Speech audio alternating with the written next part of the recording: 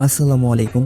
আজকের এই ভিডিও থেকে শিখতে পারবেন কিভাবে সম্পূর্ণ ফ্রিতে অডিও থেকে নয়েজ রিমুভ করা যায়। প্রথমে গুগল ক্রোম ব্রাউজারে চলে আসবেন, সার্চ বারে লিখে দিবেন অ্যাডোবি পডকাস্ট।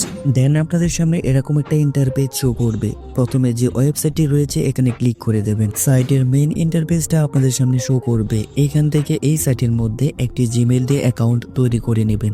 অ্যাকাউন্ট তৈরি করা অত্যন্ত সহজ, তাই আমি আর দেখাচ্ছি না কিভাবে অ্যাকাউন্ট তৈরি করবেন। দেন আপনাদের সামনে এরকম একটা ইন্টারফেস শো করবে। নিচে দেখতে পাচ্ছেন স্টার্ট ইনহ্যাচিং, এখানে ক্লিক করে দিবেন। ফাইল এখানে ক্লিক করে দিবেন। তারপর আপনাদের কাঙ্ক্ষিত অডিওটা সিলেক্ট করে ওকেতে ক্লিক করে দিবেন।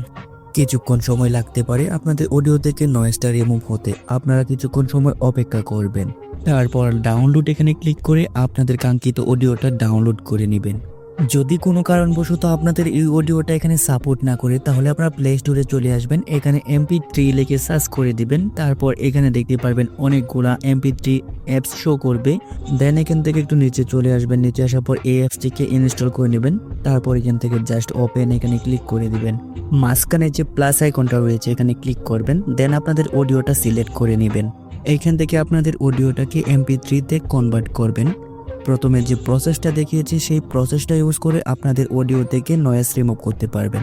ভিডিওটি ভালো লাগলে লাইক করতে ভুলবেন না। এরকম ইনফরমেটিভ ভিডিও পেতে অবশ্যই চ্যানেলটিকে সাবস্ক্রাইব করে রাখবেন। কোন টপিক নিয়ে ভিডিও চান কমেন্ট বক্সে কমেন্ট করে জানিয়ে দেন।